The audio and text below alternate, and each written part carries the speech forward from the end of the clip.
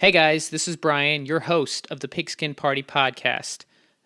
I just wanted to say that we intended this episode to be just like any other Pigskin Party episode. We've got former NFL player Erik Kramer, starting quarterback for the Detroit Lions, Chicago Bears, and we wanted to have him on. He has an incredible story, but his story is very deep, it's very personal, it's not a normal episode that you would expect to hear on the Pigskin Party podcast. So I actually called an audible in the middle of the episode and we just wanted to focus on Erik's story, the tragedy of it, the good, the happy ending. And so we decided to make a separate episode right after that has the NFC North preview. Erik stays with us, gets really animated, talks some great football with him. Ty Shalter gets on for the second episode as well. So just a heads up, we appreciate all of you. Love you tuning in. You're about to hear a very, very deep but serious interview with former quarterback Erik Kramer. And then stick around immediately after this. We will drop the regular Pigskin Party main NFL episode. We'll preview the NFC North. Thanks for sticking around.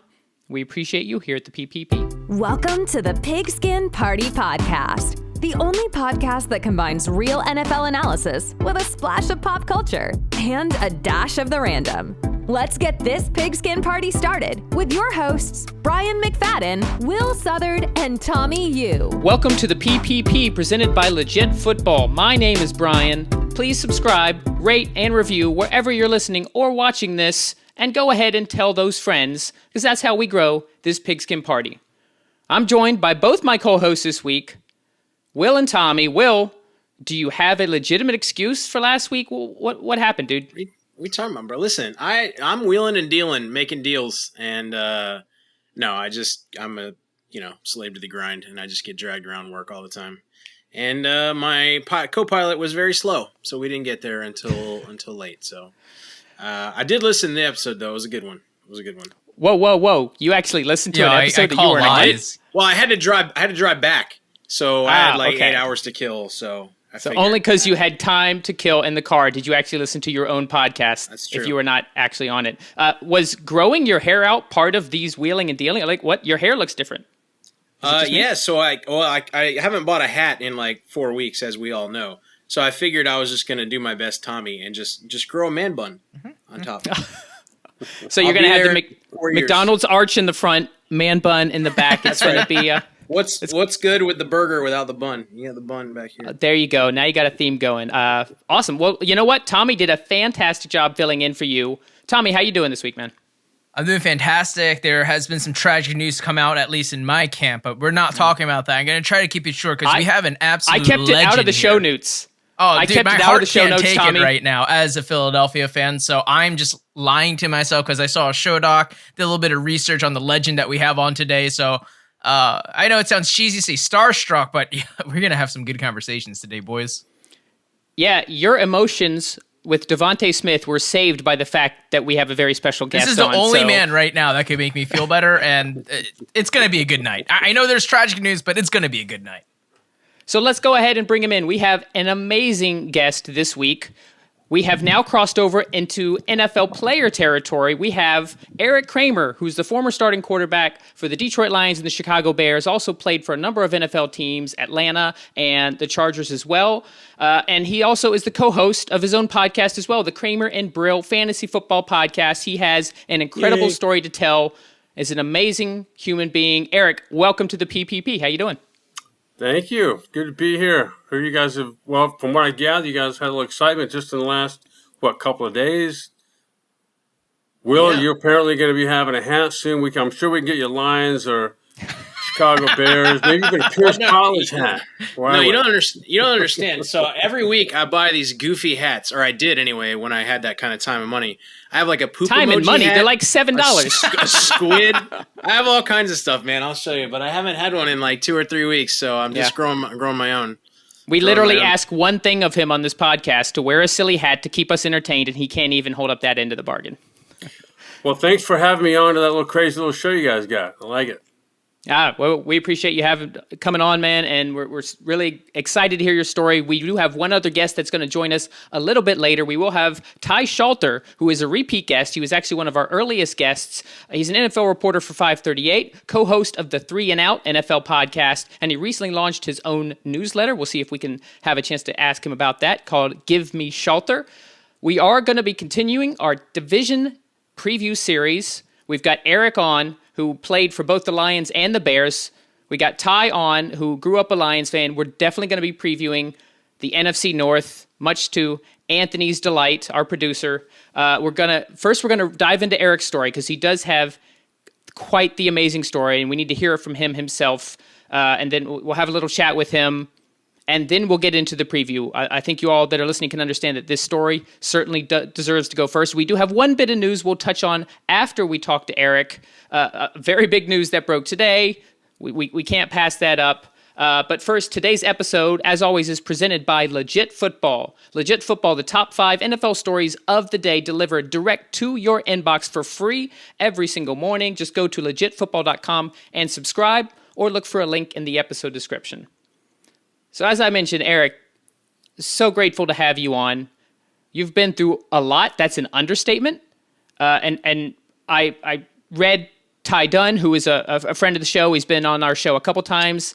The piece that he wrote on you, that 3-piece series, was just so beautifully written, and it really told your story well. But we want to hear from you as much as you're willing to give. Tell us about this incredible story that happened to you post your playing life. Well, I suppose this goes back to back in 2000. Well, I was done playing in 1999, and so kind of fast forward a couple years. Physically, it kind of took me a little time to get. I had retired due to a neck injury, and it was kind of a forced retirement. And so it took me a couple years physically to get kind of go back again. And then back in 2001, my son Griffin was old enough to start playing youth football. So coached his team for a little while. About that same time, I was running a quarterback and receiver camp that really just started out working with Agoura High School. So I live in Agoura Hills, California. Agoura High School had a quarterback or two that, do you know that? Okay, so you guys probably know the name Clay Matthews, the Packer Clay Matthews, right? Oh yeah, so absolutely.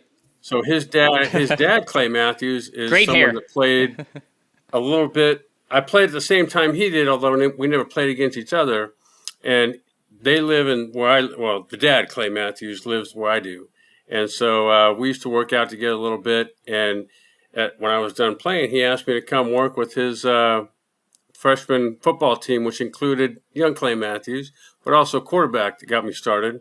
And then from there, that's kind of grew up a little bit. And so from there, somebody came and watched that little, we used to have a little treat like a NFL camp. So we'd have like meetings in the morning, go out on the field, and I would open up the meetings to whoever wanted to come. Well, apparently one guy from Fox came, and next thing I know, I get a phone call wanting to see if I would do an audition to come down and do a little stuff with them. So that kind of launched me going into a studio that eventually led to games. And so I was doing some NFL games, coaching youth football, had this quarterback camp going on.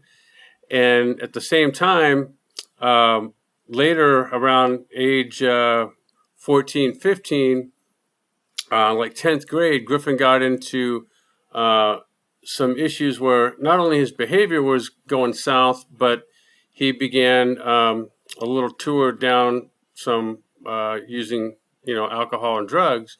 Eventually that led to him going to rehab, and he was doing pretty well, really well. And then eventually he wasn't doing really well.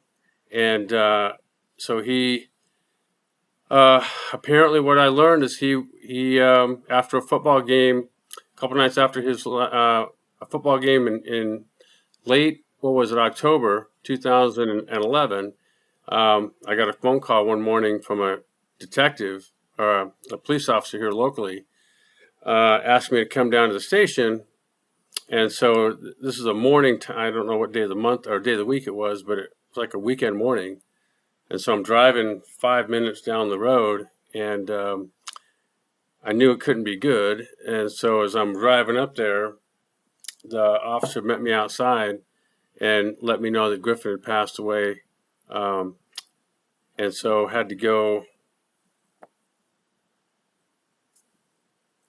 from there to the house he was at. And so anyway, that's where he was. And that was a tough thing, where he died of a heroin overdose, apparently. And so that was the saddest I've ever been in my life. Instantly, like no prep for it. And at that same time, prior to that, the Mother's Day before that, in that same year, my mom found out, the next day after Mother's Day, she found out that she had stage 4 uterine cancer. And so that was kind of just in its own way a difficult situation, because she and I never really had the best relationship growing up. But I guess her and I,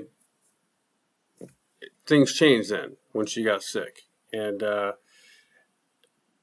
ultimately, that didn't work out either. And she passed away in July following Griffin passing away.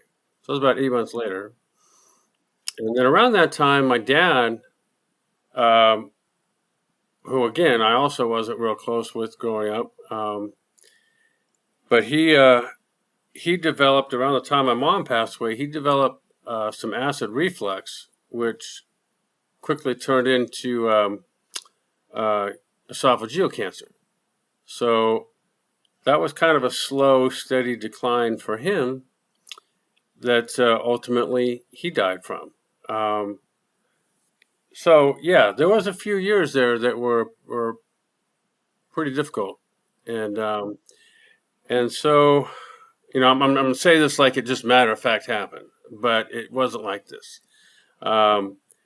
So in August of 2015, after going to I called up a friend of mine, Erik Kramer, and he's a former NFL or Lions quarterback, actually. And over the years, he and I had sort of developed just a nice, friendly phone relationship. And eventually, Erik, I actually reached out to him in the springtime, I think, of 2015. And Erik had, unbeknownst to me, gotten some funding through the NFL and helped start a depression center that was part of the University of Michigan. And so I called Erik up, just not knowing anything of that, just as somebody to talk to about how bad I was feeling. And he's like, "Here, jump on a plane and come out here." And so I did.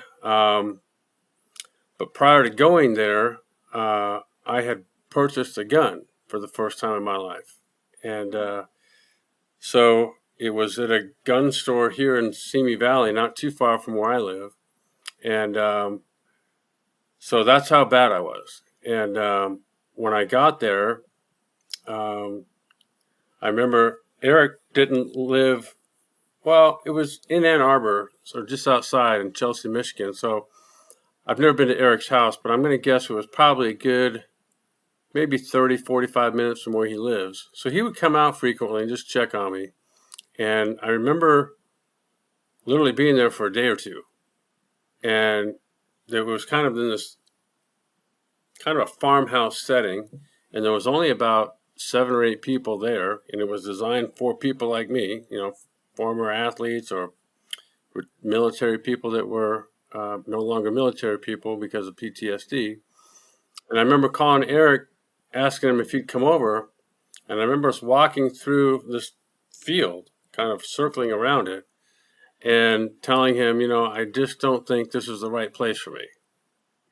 And I was feeling isolated enough. Well, obviously, I think I just got there too late. So it was what he helped design was exactly where I needed to go. It's just I think I got there too late.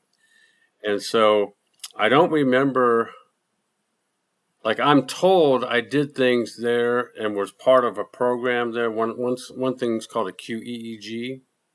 Never heard of it. Apparently, I took part in it, and it's a brain mapping thing, and it kind of shows how your brain's functioning, really, and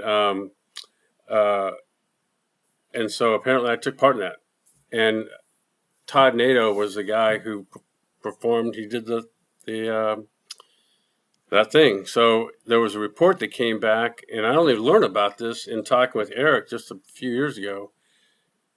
And so I guess there were some signs of concussion in there. I guess I don't remember.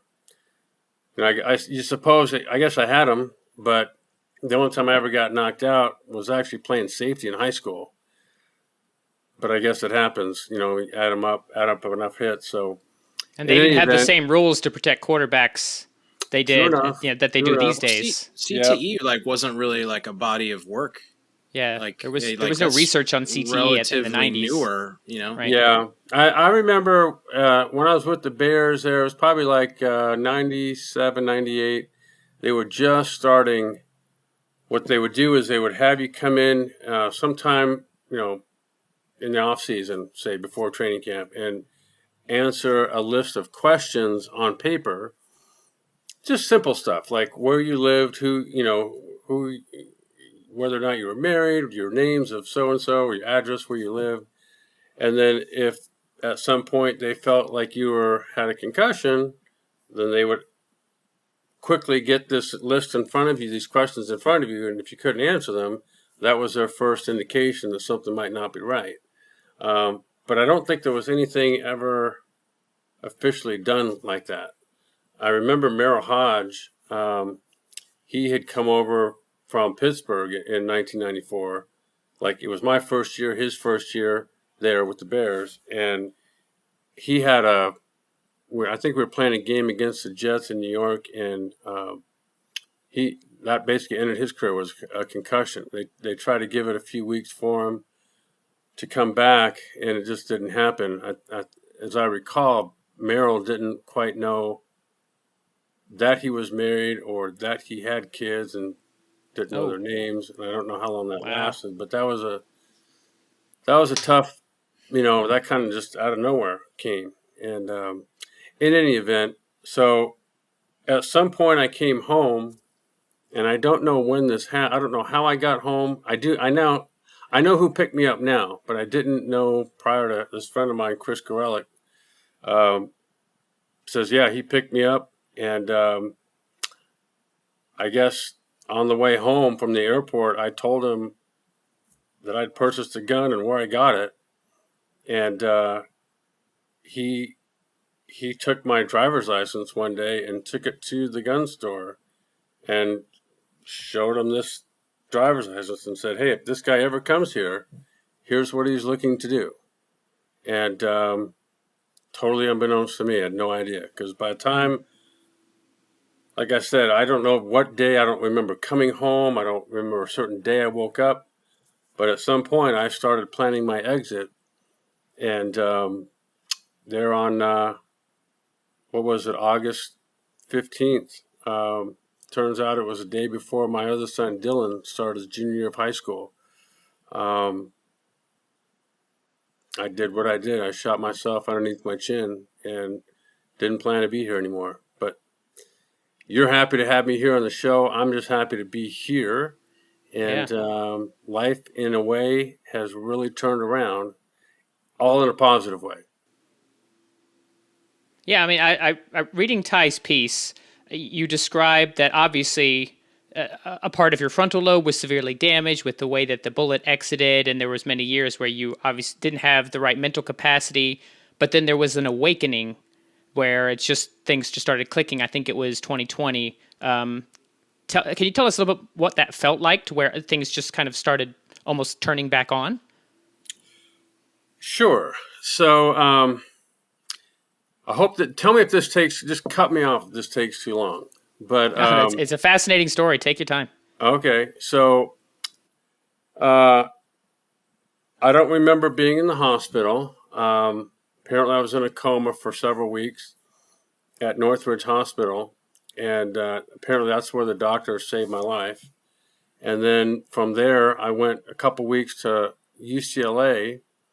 I guess they have a brain trauma unit there. I don't really remember much. But then there was a woman that apparently just, I thought, appeared out of the blue, named Rose Leo. And she was from an outfit called Center for Neuroskills, so CNS for short.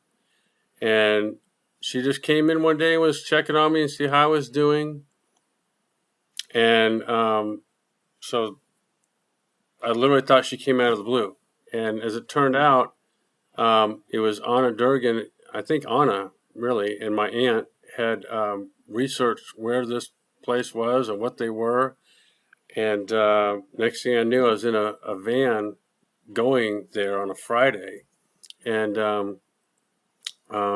I don't know what month this was. I'm going to say probably in, I don't know, December or something of 2016, 15. And so I remember getting there on a Friday. So there was the center itself, which was in Encino, which is about maybe a 30-minute drive from my house. And so they also have in a different location 2 homes, and I had to stay in one of them. So it was basically a 24-hour, 7-day-a-week care and facility. And so I remember getting there on a Friday, and then over the weekend, I don't know who put this together, but there was a barbecue, and my aunt was there, and her husband, my Uncle Bill, and several other friends. I think Anna might have been there. And so on Monday is my first day at like the clinic in a full-time way. And they had all kinds of things like speech therapy, therapy where you're kind of working with your hands and little objects, and then you have a therapist. So it was like I think maybe 10 in the morning till 3 in the afternoon, 4 in the afternoon, something like that. And I remember going to the Michaela. She was, I think she was an Eastern European woman, very, very nice. And I remember telling her about this barbecue and that who was there. And I remember telling her that my dad and Griffin were there. And I was telling her, I think because she asked me at first, she goes, "Are you sure about that?" And I go, "Yeah." And I kind of told him exactly what my dad was wearing and where we were sitting and what we were talking about. And she didn't stop me or anything or disagree with me. And she says, "Okay, well, just, make sure you check with the house staff and make sure that's the what they remember." Well, what I didn't know is my dad already passed away, maybe a month or so after I shot myself. So he died in September of 2015. And so I think what happened is I kind of sent shockwaves through my little world there. So my sister, who did not live in the area, she lives in the Henderson, Nevada, Las Vegas area. And she was having to come out, and at that time, my dad hadn't passed away yet. So she's seeing him and seeing me in the same trip. And then my aunt, who lives in Granada Hills, which is only about maybe 30 minutes away, they had already lost their mom.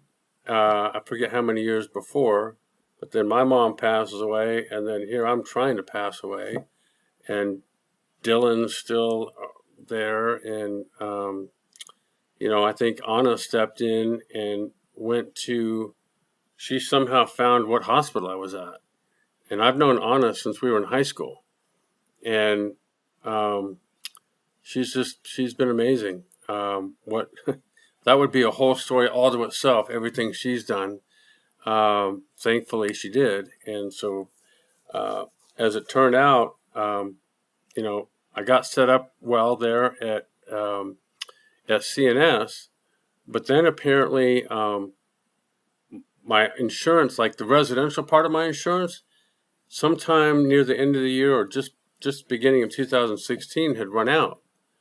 And so I think Anna had arranged for me she found this place in the Las Vegas area called NCEP, Nevada Community Enrichment Program, which was roughly the same thing I was doing at CNS, only this time I was doing that, but now living with my sister. And at that time, she was still married, so it was me, her, and her kids, and Mike. And so that's where I was for a couple months. And apparently during that time, a former girlfriend of mine had gotten in touch with me. So I guess before we left, Anna drove me back in my car to my sister's house. But apparently like 2 weeks had gone by that I have no recollection of, where Anna would she moved herself in with me temporarily to take me to CNS.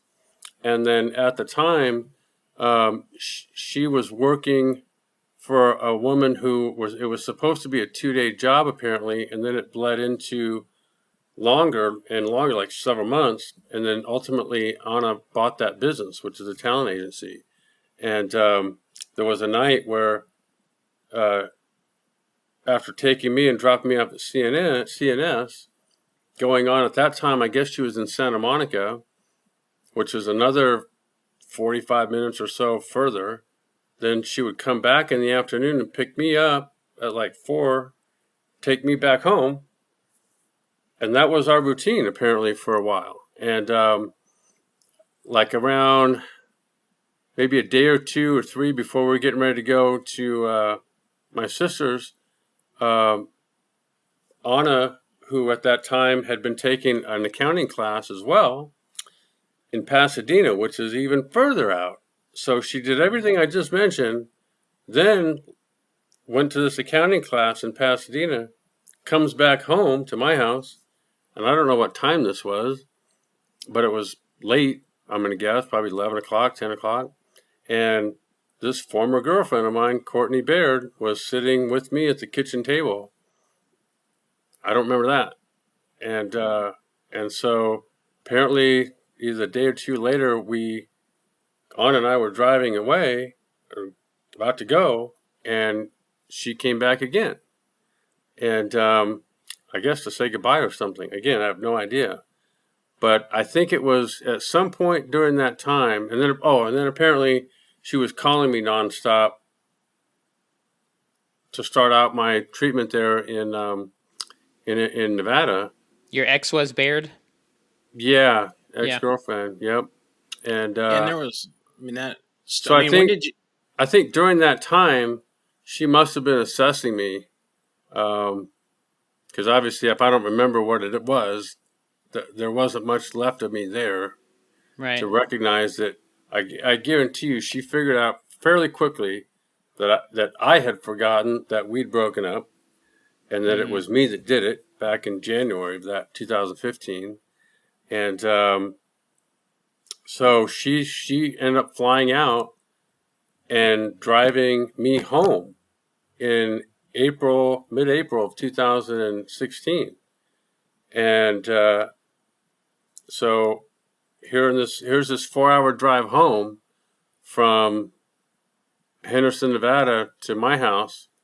And I don't remember that either. But 4 days later, as I look back at bank statements, yeah, she began stealing from me then.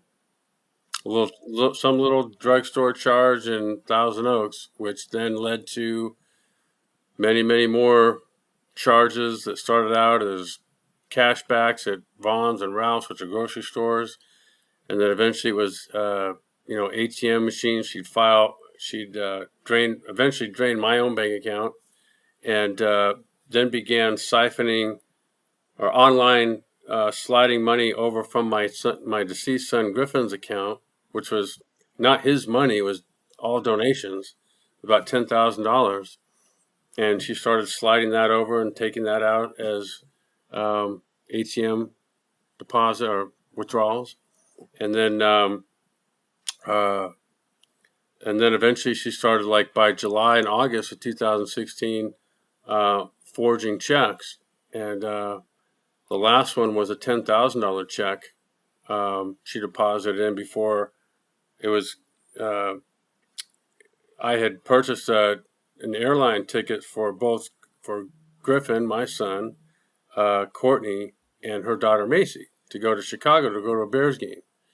And that morning, she forged this $10,000 check and deposited it into my bank account. Now, she'd been sliding money from Griffin's over, and there was, like, I think $5 left. And so she deposits this $10,000 check from a different account somewhere else, thinking there was $10,000 in that account, because she had traced what I would do. That's what I would, Right. Historically, I'd take the money from, like, per month and deposit it into the Wells Fargo bank to pay my monthly bills. So she obviously traced what I did. And prior to going to this game, she deposited that $10,000 check in there, thinking there was $10,005 in there. Well, there was $5 in there. And so the morning we go, she takes out about $400. So now I'm below zero. She's still thinking there's $10,000 in there. Then we go, I pay a couple nights at a hotel. I take $300 out myself, a couple other purchases around town. Again, all this is dipping down because it's all being put on my debit account, which is tied to my checking account. And then when we get back, she takes out another, I don't know, I can't remember, $1,200, $1,300. And again, it's all going down. So eventually that check bounces. And now I'm $9,600 or so in the red. Wow. And so in addition to all that, she'd taken out about $13,200 in cash advances, which she also rerouted into my checking account and would take those out as ATM charges. So it was a pretty wicked time that here I am trying to recover from a brain injury. Things are happening that I have no idea, zero. Yeah. And eventually Anna calls a friend of mine who I went to 2 high schools. So this guy, Chris German, went to the first high school I went to, which is St. Genevieve. And Chris went on to become, he worked for LA County Sheriff's Department, the very one down the street from my house. And he was in charge of their polygraph division. And so he was also someone I called the night that I shot myself. And, I texted him, excuse me. And so Anna got a hold of Chris, and Chris got hold of got Anna in touch with the eventual detective, David Linkshite. And a couple days later, I think this is in October, so this would have been after the forged $10,000 check, and he comes to see me at CNS, and all I remember from that day was coming in, and now I'm back home, okay, so I'm living at home and driving in every day, 3 days a week. Not every day, 3 days a week. And so he comes to see me, and all I remember that day, I don't remember who was working the front desk, but she just said, there's somebody here as a detective to see you. And back in whatever room. I couldn't tell you the room. I couldn't tell you what Linkshite looked like. I remember walking in there thinking, who is this guy, and how does he have more information than I have? I don't remember what the information was. And so apparently I had identified, or more likely he had identified for me, what it looks like about $46,000 in theft. And there was a couple forged checks in there that I'd identified as fraudulent, or not mine at least. And then there was apparently some charges on there from Courtney relating directly to her or her daughter. Remember none of that. And then, in fact, there were some charges on there that were actually mine that I identified as unauthorized. So that shows you how out of it I was. And then I think, what was it, a day or two before that, I had gone to see this Dr. Tomaszewski, who was a neuropsychologist, trying to gain control of my own money, while I'm being stolen from. So, and not knowing it. So after a day of, I guess it was a fairly extensive assessment, apparently it was a couple days after that the detective came to see me. And so I guess he and Anna were he was telling her everything that was going on. And he said, hey, Erik has no idea what should be obvious to him. And so Anna told told Detective Linkscheit to call Dr. Tomaszewski and explain to him what was going on. And he did. And so Dr. Tomaszewski put all of that in his report, that Courtney Baird was stealing from me, that I had no idea that I had no comprehension of being stolen from. And therefore, he declared me to have no capacity financially or medically. And so that was in October of 2016. Apparently on November 29th, I guess Wells Fargo, the bank I was with then, had sent me a letter or notifying me of Detective Linkscheit's contact information. And apparently Courtney intercepted that and drove to his Van Nuys courthouse office and admitted to stealing everything she stole. Wow. Apparently it was like $50,000 she admitted to, and all the forged checks. And she got up and walked right out and never got arrested. And that's crazy. So then I guess it was in mid-December. I don't remember this either, but apparently I went and signed a voluntary conservatorship of the person, so in my case me, over to my sister. I guess this was on December 13th. Okay. And on that very day, I guess Courtney found out about that. And on that very day, she's submitting a request for marriage with the Santa Barbara courthouse. And so she knew the jig was up and she had to do something about it to keep it going, basically. Correct. And it worked. Yeah. I mean, we got married on December 22nd, and which effectively ended the investigation, which I don't understand, because she knew in written statements I was incapacitated. So the marriage itself should have been a crime. And how can you consent to a legal document like a marriage certificate if you don't have the capacity to do such thing? Correct. Yeah. So the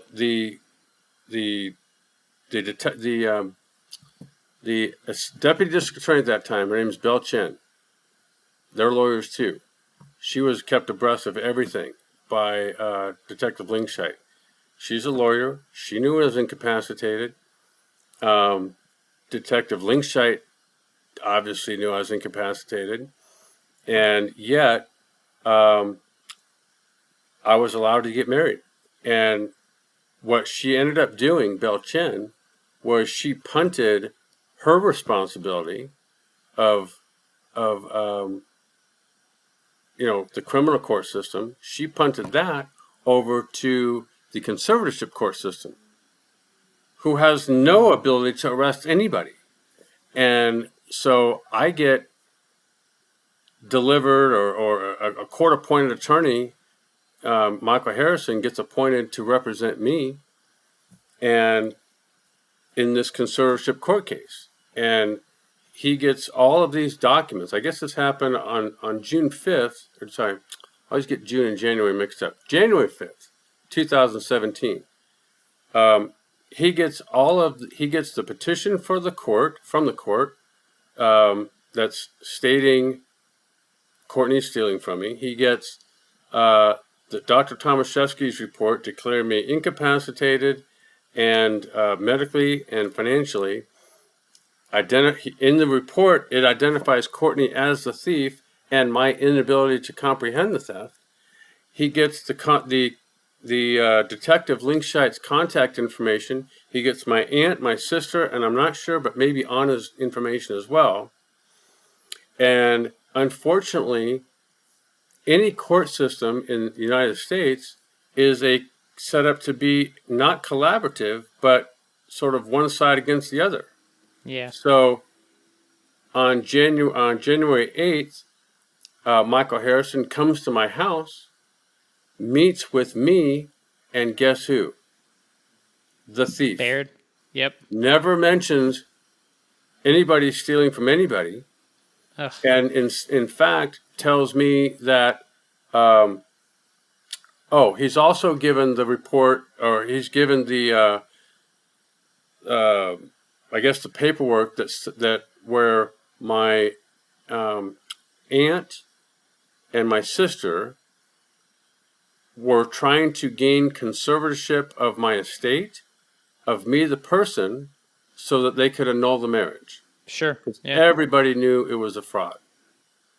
Michael Harrison, on January 10th, we're in court, and the first person to testify there is Detective Linkscheid, who says that Courtney admitted to him of stealing $50,000. I don't even know he's there. My brain was far gone. I didn't hear him or notice he was there. He could have been standing 10 feet from me. And during that same hearing, which was to really, it was one thing, to gain conservatorship of my estate, which eventually was granted by the judge. But during that course of that hearing, Courtney herself admitted to the theft, and I kept waiting, because one of the things Michael Harrison told me was, as soon as the judge hears you speak, Erik, everything that your aunt and your sister are trying to do, which is tell you where you can live and not give you any money and annul your marriage, all that will go away once the judge hears you speak. So that entire day in the courtroom, I'm literally thinking, when am I going to speak? Yeah. That's all I was focused on. I didn't hear Linkscheid. Nothing. And here's Courtney right with me. I got sworn in. She got sworn in. I don't remember that. And here the judge is asking her questions, and she's admitting that she's stealing from me. And the judge actually utters the phrase undue influence, which is clearly what this was. And you got Michael Harrison here arguing against me being conserved of my estate. He's in fact in court telling the judge that I'm as competent as anybody here in the courtroom. That's crazy. And how much did she end up taking from you total? Like, what was it's a happy ending, and we want to get to that part too, but what did she end up at in the end? What was the total damage she did? So the way I look at it, and the way Anna looks at it, it's roughly $300,000. Wow. So for instance, here's how I equate it. So there was a time when, this is probably back in July, 2016. There was a time when there was a night that we went out to dinner, okay, that I paid for. She didn't pay a dime in these 2.5 years. She didn't pay one dime of her own money for anything. So we go to dinner, and I'm paying for dinner.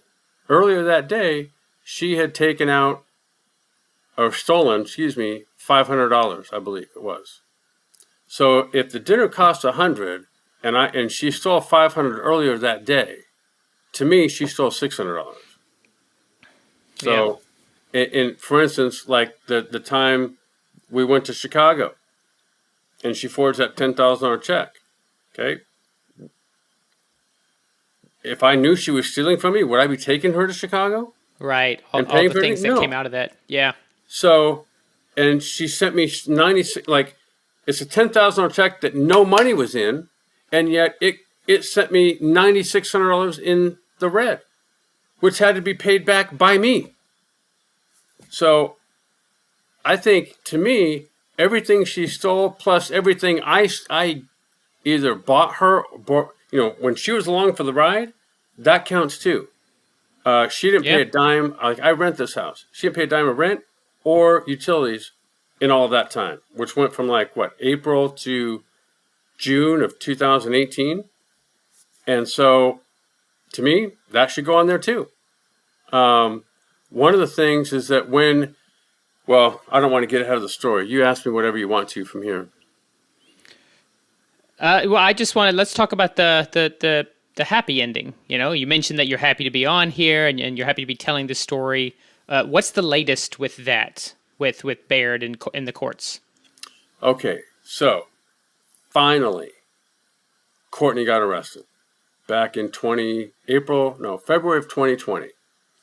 And by the way, for the same 12 felony counts she would have been arrested for back in when she originally admitted to everything. 2016, yeah. So you've got the only suspect going into the only detective's office, admitting the only crime that's being investigated, and walks out. Baffling.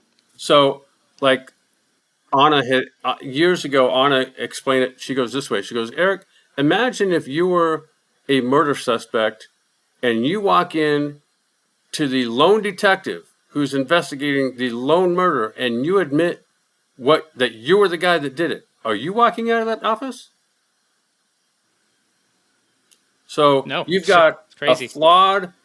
You've got a flawed criminal justice system as it related to me then, and you've got a wickedly ridiculous conservatorship court system that obviously everybody's heard Britney Spears is in now, and it's in her case. I will say this: in her case, it's the system itself.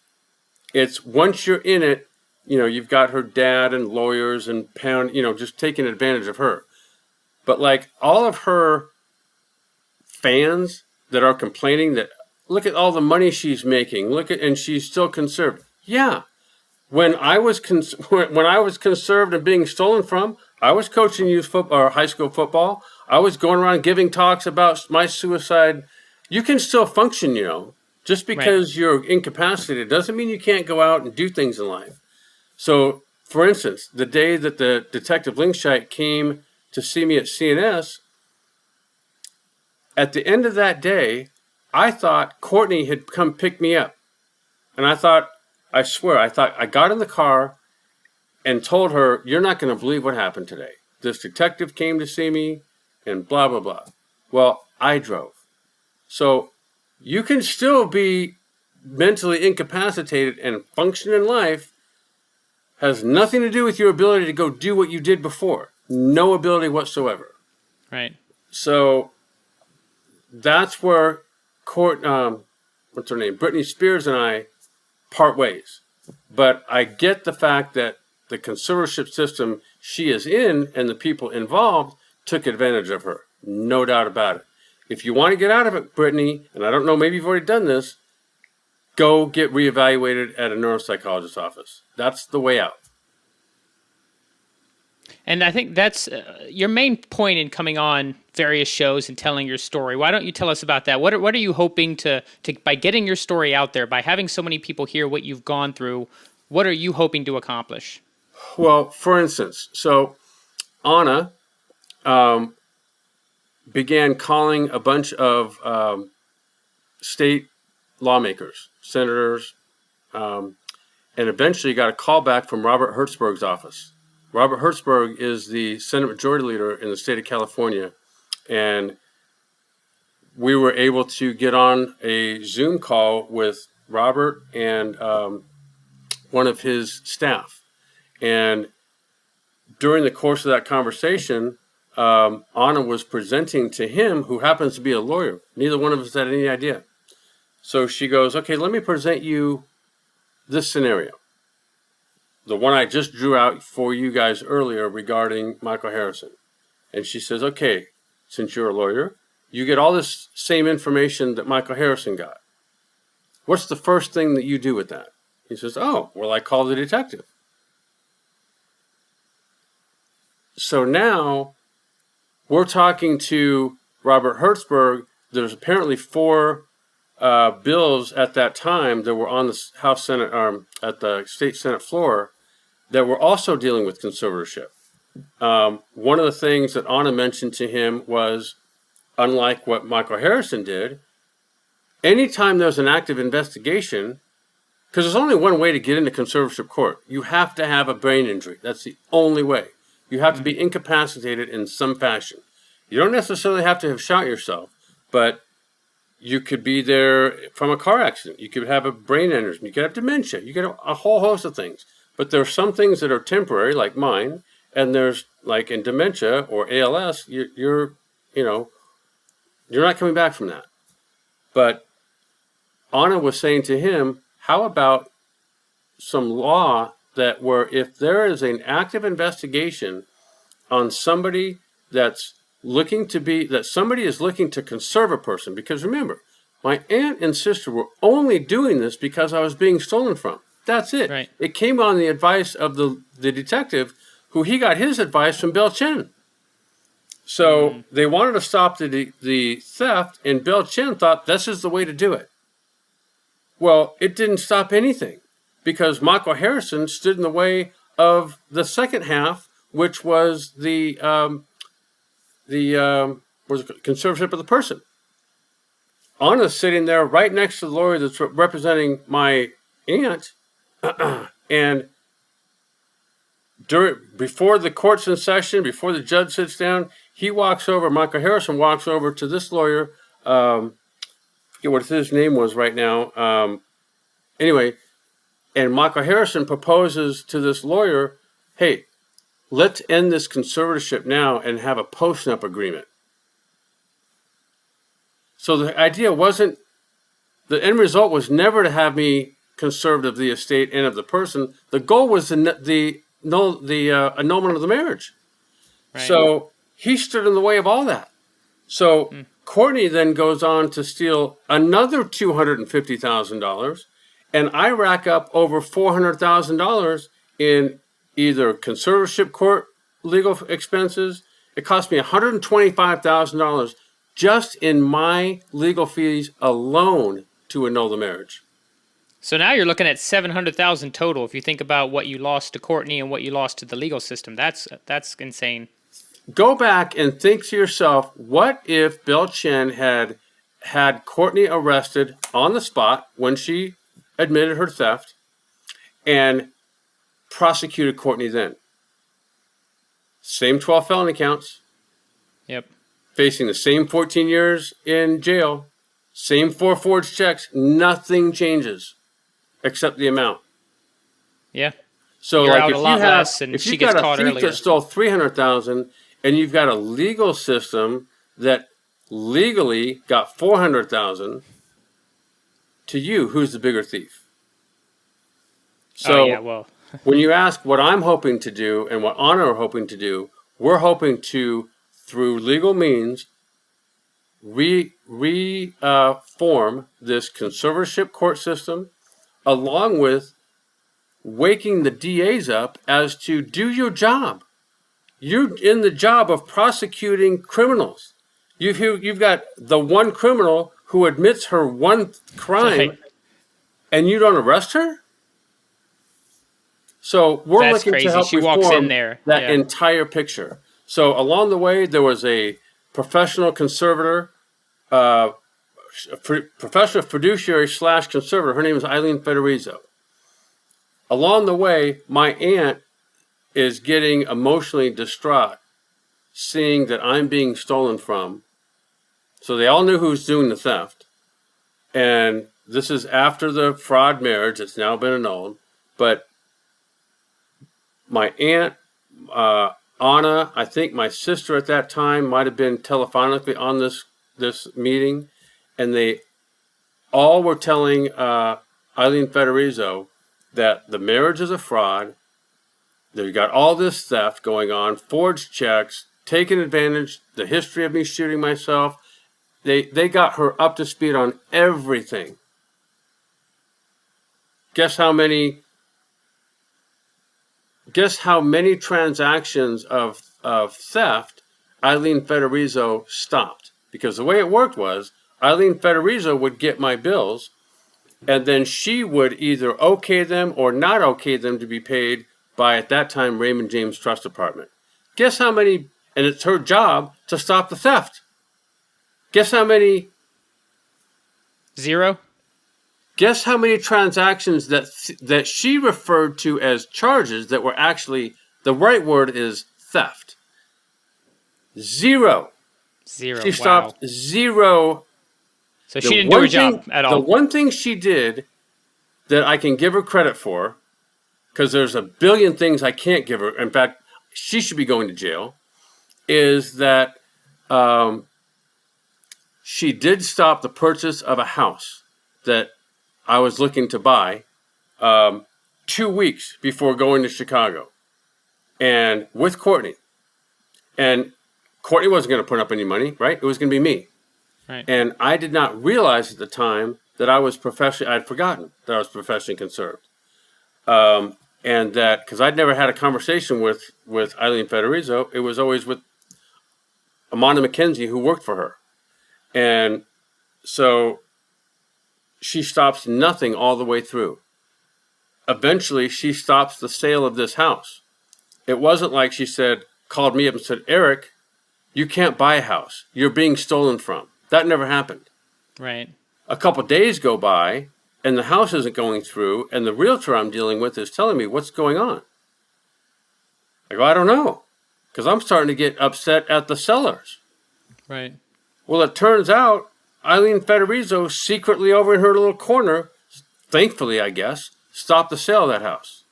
The one thing she did. Yeah. This is like a week before I'm going to Chicago for this alumni golf tournament.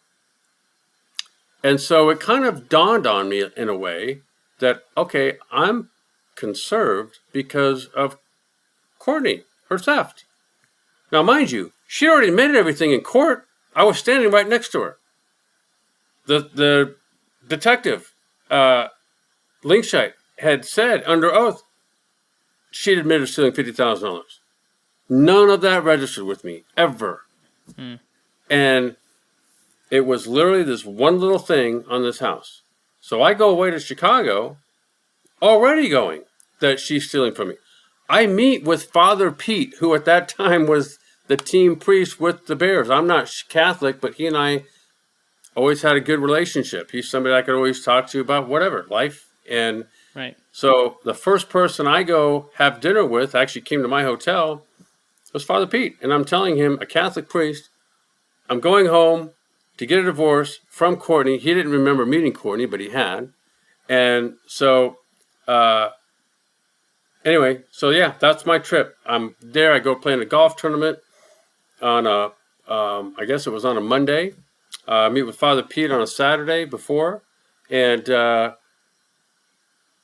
Monday morning, I come home and I'm in jail for domestic violence.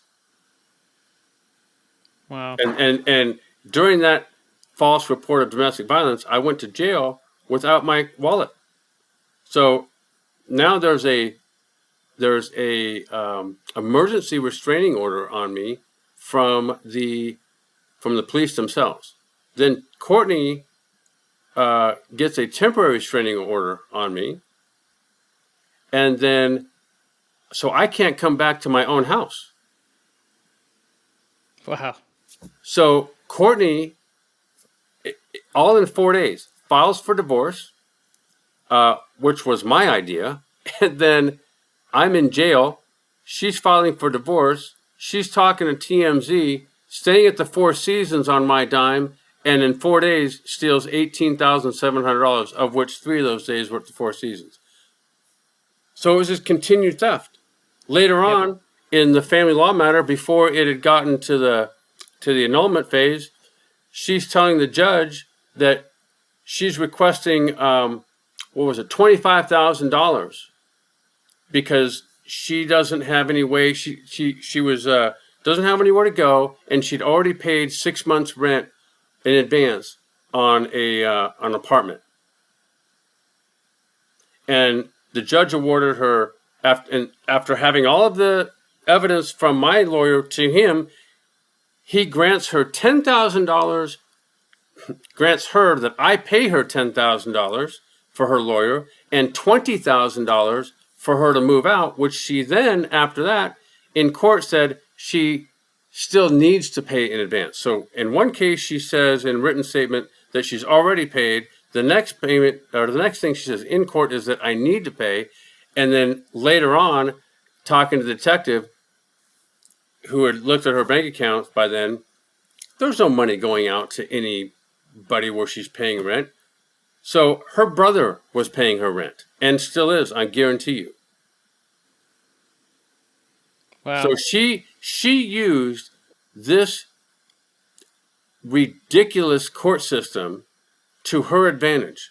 So she's admitting to the judge in court that she stole money. She's admitting to the detective in his office prior to that she stole $50,000. She's using this domestic violence to have me kicked out of my own house. It takes me 2.5 months to get back in. During that time, I had to pay for my own hotel. I had to pay for her to live here and all of her utilities. Yet she's the thief. You've got to be kidding me. So you want to know what I want to get out? That's the story. That's the tip of the iceberg, and it's a big damn iceberg. Wow. Well, like I said, I'm glad that there's a happy ending. I'm glad that she's been arrested. You've been through hell and back for sure. We're glad that you're here. I know you got the mental capacity back. Things are definitely looking up. Before we move on to some football talk, Tommy, do you guys have any questions for Erik? So obviously in your story, there's a lot that happened in your life, right? And as I get older, I'm not that old, but as I get older, I found out today, good customer of mine, I work in industrial sales, and this guy was late 60s, really good friend, really smart customer, retired 2 years ago. I found out today he passed away. And, when you're 70, it's still young, right? And that's just, as I had friends in the Navy that I've got a grandma that's 96, so 70 sounds very young. Yeah, exactly. My grandma lived to about 94. Yeah, right. So, as I get older and you look out and you just think about, for me, I got 2 kids and I got a job, right? And you just think about, what do you want to do with it, right? And all that kind of stuff. And you still, a lot of people, you kind of have a unique story, but you use it, right? And you do a lot of good. And I think that you certainly can. But I want to get your opinion, with CTE side of football. That's a big discussion nowadays. And then they also just had that name, image, likeness thing that came out, which I'm sure you heard about, right? Where these kids get paid. Sure. Yep. And I see there's a high school kid who's foregoing his senior year of high school, the top quarterback recruit, so he can get paid in college. So I want your opinion. You've seen the league. These kids, football grows up and it's their identity, right? And everybody thinks they're football Jesus, and they get celebrated and all that kind of stuff. How much do you think that the process of playing in the NFL, and there's the physical side to it, but there's also just the ego complex and the identity crisis and all that kind of stuff. How much do you think that plays into the long-term effects for your life? I don't. That's a good question. I don't know the answer to that. And you hear these stories of people that that have had long-term effects of, say, in some way brain damage, and about people walking into a room and can't remember why they're in that room, or start driving somewhere thinking they're going home, can't remember how to get home. And none of that has ever happened to me. And so I'm not saying that I don't have CTE, but obviously there's only one way to find out. and I'm in now no hurry to get there. Yeah, right. Right. And so, you mentioned the name, image, and likeness. So I used to have this. The way I looked at it was, hey, kids like me are getting a free education, and put a price tag on whatever that education is. I don't know. And so that's great. And I remember getting, because my family had next to no money. And so I qualified for one of those grants. I guess it's called a Pell Grant. And so that helped me for the few $100s a month, I guess. But like now, when you think of, okay, look at Alabama, look at Nick Saban, look at coaches that are making 8, 10, 15, or I don't know how much they make now in college football, $1 million. They're the only guy in that football program making any money. Him and the other coaches. Kids don't make any money. When the team goes to a bowl game and the school gets its share of the bowl money, the millions of dollars that come in, the TV contracts, how much of that money goes to Joe Smith playing right guard? 0. So when you look at these, what there should be, if you really care about the colleges, ask the colleges this: how about we take away football and basketball and all the other sports? In fact, we'll make all of them minor league sports, so you'll have 0 sports on campus. Right. How are they going to feel about that? No way. They would much rather pay players than lose their right to earn billions. So now I look at it a little differently. So the NCAA forever has gotten in the way. What do they do? All I've ever heard the NCAA do is put people on probation, put university on probation. So true. And take away scholarships. Like, in terms of what they actually do, can anybody name something they do? Because I don't. No, I don't know one thing they do. So I Are don't they think even a valuable entity at this point? Do they even need to exist? I think this name, image, and likeness is going to put a red X through the NCAA. There's no purpose for them anymore. There's going to be eventually maybe 1 or 2 conferences, if that. Maybe there'll be 1. And there'll be, all teams will be vying to get into that one conference. Everything else will be conferences made up of schools that, in the terms of revenue producing sports, no one's going to care. So you're either going to be in the top one, or you're going to be out where you belong, which is, do colleges and universities really belong in the big business of college sports? Yeah, I mean, Texas did, right? I mean, that's what Texas and Oklahoma just jumped ship to the SEC. Yep. I got it, but go to the highest bidder. Look at college baseball. Is that big time? Nope. But has that affected Major League Baseball? Nope, because they got a minor league system. Well, I would argue nobody watches Major League Baseball anyway. There's still some baseball fans out there. Hey, we're just not them. Enough people watching where people are making guaranteed $200 million contracts. So that's true. I would disagree with you. That's fair. Who's your team now? I mean, you played for a lot of teams. Who's your who do you? I mean, are you watching? I played for the Calgary Stampeders also. Yeah.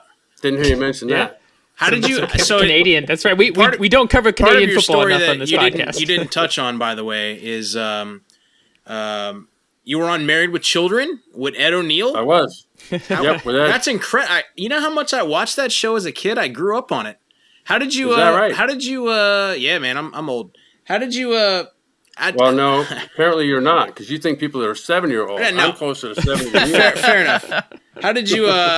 What was that story like? You just they just called you up and they're like, I can't remember how that happened, but it was. So I'm from out here, where that's. In fact, there was a time when I used to live in a little triplex right behind on Overland Boulevard or Overland Avenue, whatever, right behind the Overland Cafe.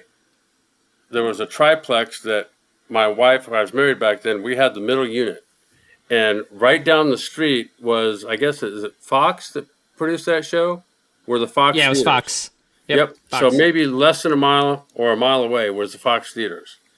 Years later, and this is probably like in maybe, I want to say, this was probably like 1988 or 89. I was playing in Canada. And in the off season was living in this little triplex, and here years later, I'm on Married with Children right down that same street, and Curtis Conway and I think Raymond Harris were on that as well. And if you've looked it up, it's the episode called Damn Bundy's. It's where Ed sells his soul to the devil to play in the Super Bowl, and the guy that played the devil was the Freddy Krueger guy. And so anyway, by the way, Ed O'Neill just goofing off on camera, like the stuff that doesn't even make it on, is absolutely hilarious. I can imagine, yeah. But everybody was, it's pretty cool how it all worked out to not only be on that show, but just kind of hang out down there that day. So Tommy, do you have any questions? I know Will tends to... No, one fun thing that I was thinking about is so many things, kind of like what Will said, has changed in the NFL. Well, we are trying to direct a little bit more attention over to mental health. And it broke open with, Brandon Marshall having a lot of mental health issues that he's spoken up upon. And then there are more recent players that have spoken out a lot due to social media. And I don't want to focus on the negative saying, oh, is the NFL doing enough? That's not what I want to get to. So I want to kind of spin it in a comedic effect. Right now, more than ever, I feel like players in the NFL, they're so young. I mean, I feel like I'm getting old where that's not the case. I'm about to turn 29. So you guys are probably laughing at me like, oh, you're just a baby, which is true, right? Yeah. And so my funny thing is these kids are coming in at, especially with the likeness where someone just foregoed his, senior year in high school? Like, what is he, like 12? But all jokes aside, there's social media now, media days, and one thing I want to bring to your attention is PFF. I know a lot of players, it's kind of like that elephant in the room. People know what their PFF grade is, what this website says, how good I am at my job, and they say, oh, it's backed up by tape. How do you think hold on. Let me jump in a second. What in the heck is PFF? Oh, I'm glad you asked. It is actually I'm so behind the time, dude. No, this is great. No, this is great. For the listeners, if you guys don't know what PFF is, this is not a sponsor whatsoever, but the NFL actually relies on PFF, which is Pro Football Focus. It is Pro Football Focus. It is Pro Football Focus. What they do is they have like a bunch of analysts or... See, you at least know the name. You're hip with the times. What they essentially do is they hire a bunch of people to look through tape, and I put this in quotes, and they grade out players. So I know a lot of the times back in the day, people were like, oh, what's my Madden rating? What is my speed? Oh, right. But nowadays, PFF is... NFL actually goes to them as like stats, but it's a really polarizing thing because now you have people who may have never even played football before telling you how good you are doing at your job on a numeric scale. So you could literally go to PFF if you're in, if it was back in your time when, you're setting all the records for the Chicago Bears franchise, they would say, oh, Erik Kramer, he is graded out as like an 82. And then you might look and be like, wait, why the heck am I an 82? I just broke all these records. Why is this other player? So the reason I wanted to bring this up is trying to get you a little bit more familiar with PFF. How do you think you would have reacted if something like that existed back in your playing days when you went from undrafted to the CFL and then you became exploded onto the scene, setting records for arguably one of the most historic franchises in Chicago? How do you think you would have dealt with this other media narrative, if you will? That would be, I don't know how I would deal with it because, like I said, PFF to me was just foreign until 5 seconds ago. In fact, there was a time in 94, so I came there as, that was a one time you kind of trace back through where I'd been and all the kind of under the table places I had been. And Chicago was the one team ever, like since youth football, that said, we want you to be the guy. That was the second year of free agency. And so, but in 94, we started out kind of shaky and I actually got hurt and was not done for the year, but, had separated my shoulder and was done for a few weeks. So when I was healthy enough to come back, the team was still winning by that time was winning by that time and consistently. And Steve Walsh was playing well enough that we were winning. So it wasn't like I came back and all of a sudden got a job back. So I sat the bench the rest of that year. And in the off season, I'm getting to your question here in a second. So in the off season, Dave Wanstead, who was the coach, and I don't know if Steve and I were in this meeting together, but he basically said, look, Erik, we'd like for you to restructure your contract. And so I could make the same money, but I had to do it in incentives. And we're going to open up the quarterback competition. So neither one of you are going to start until one of you starts. And we're going to track everything. This is all through the offseason, plays, reps, whatever. Oh, wow. And so the season begins in 95, and so I'm starting. And we start out, we're having a pretty good offensive year. And on one of these games, it was in Chicago, and I don't remember which one, but it was fairly early in the season, maybe the fourth or fifth game. And warming up there, and some guy's like, "Hey, Kramer, come over here." And he's in the stands. Yeah. And he's like, "You and I are killing it this year." I'm like, "In what?" He's like, "In fantasy football." And I'm like, "Fantasy football." So I guess what happened was I wouldn't have gotten drafted. Now that I know how it works, I would not have gotten drafted. Somebody would have picked me up, him, obviously, and somewhere along the way started playing me, and we were doing okay. So I guess that's what he meant. Ironically, you probably won some people some championships in '95. If they were, dumb or smart enough to pick me up, I guess. But what's funny is years later, when I was done playing, one of the shows that I was on at Fox Sports Net was Ultimate Fantasy Football. So it was hosted by Patrick O'Neill, Andrew Siciliano, right? That's now on the Red Zone, and Warren Moon and myself. So kind of cool how it went from, again, not knowing what the heck this guy's talking about to then being on a show about it. But if I would have been evaluated by PFF, was it? PFF. PPF? PFF. Then, I don't know. I probably would have done like I did with everything else. Wouldn't have paid attention to anything outside of watching film, stretching, working out, practicing, and then whatever people say or do, people say or do. And now you got a fantasy football podcast, right? Yeah. There's a couple years ago, someone approached me here that I'd met. Actually, his wife and I were a twosome only, taking a photography class by a guy that I know here locally.